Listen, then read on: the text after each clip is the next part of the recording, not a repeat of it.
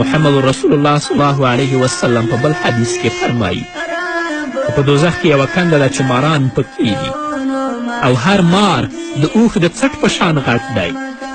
دا به هغه کسان چې دنیا کې مونځ پرېښی وي په قصد باندې او چې کله یې وچیچي تر 80 کلو پورې به زهر د دې په بدن کې خوټیږي چې بل آخره غوښه به زیړه شي. او په دوزخ کې بله کنده ده چې د هغې نوم دی جب الحزن او په دې کې داسې ماران او لړمان پراته دي چې هر لړم د کچرې په شان دی او هر لړم چې په حدیث کې راغلی په یو حدیث کې 9 او په بل کې 80 نیشونه لري او هر نیش د زهرو چینه ده.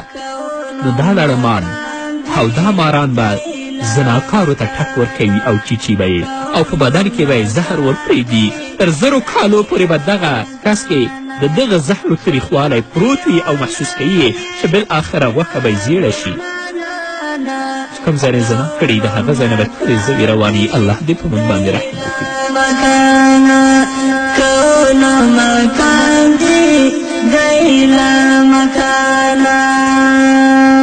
زمون معبود یې حی الودود قدیم واجب الوجود قدیم واجب. الله رب العزت د زنا ډېر قباحت په خپل کلام کې فرمایلی. ساء السبیله یې دې ته ویلي ډېر بده لاره یې ویلې ده. همدارنګه په بل روایت کې راغلي څوک چې واده شوې مېرمنې سره زنا وکړي په دواړو به په قبر کې د ټول امت نیمه عذاب وي. اول که دا حدیث ضعیف هم دی او چې کله د قیامت ورځ شي الله رب العزت به یې میړه جنت ته د تللو امر وکړي. میړه ته به یې وایي چې ته جنت ته لاړ شه په داسې حال کې چې میړه یې ناخبره وي د دې نه چې زما ښځې زنا کړې ده. دې نه ناخبره وي الله به ورته وایي چې جنت ته لاړ شه.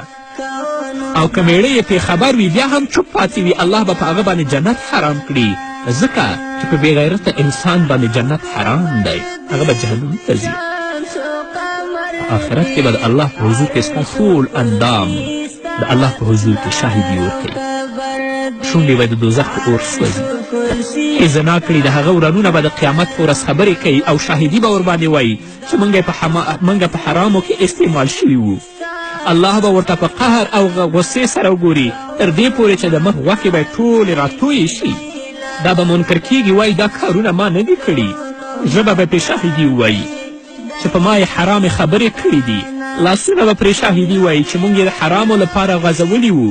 سترګې به پرې شاهدي وایي چې په موږ یې حرام کتلي ول. پښې به پرې شاهدي وایي چې په ما یې ناروا تګ کړی دی.